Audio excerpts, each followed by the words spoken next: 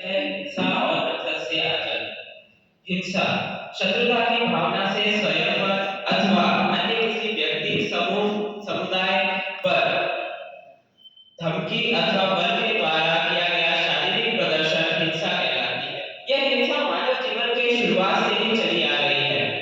अतीत इस बात का साक्षी है कि अनेकों विद्वान हिंसा के अग्नि में झुलस कर राख हो गए। हिंसा और नफरत ये दोनों एक ही सिक्के के दो पहलू हैं। हिंसा से ही नफरत और नफरत से ही हिंसा जन्म लेती है। यदि मैं भारत की बात करूं तो कुछ हिंसाएं और उनसे फैली हुई नफरतें प्रमुख रूप से काटो करती नजर आती है, जिनमें प्रथम है घरेलू हिंसा। जैसा कि आप चित्र में भी देख पा रहे हैं, घर के किसी सदस्य द्वारा दूसरे सदस्य के तन मन या जीवन को किसी प्रकार की हानि पहुंचाना घरेलू हिंसा कहलाती है। इसमें अक्सर पति द्वारा पत्नी पर या पत्नी द्वारा पति पर हिंसा देखने को मिलती है और इसी से जन्म लेती है रिश्तों में नफरत, जिसमें रूढ़िवादी मानसिकता के चलते रिश्तों में नफरत फैलती है।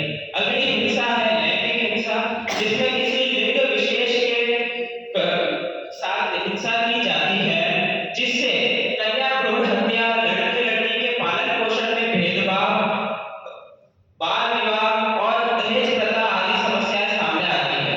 इससे जन्म लेती है लिंग विशेष के प्रति नफरत, जिसमें न केवल लड़के लड़की अपितु साक्षरता की कमी होने के कारण ट्रांसजेंडर एवं किन्नरों के साथ भी नफरत की जाती है।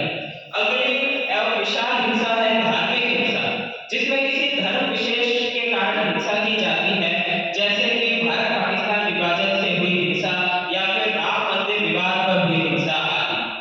अगली हिंसा है यौन हिंसा, जिसमें मनुष्य अपने से विपरीत लिंग के मनुष्य के प्रति यौन शोषण के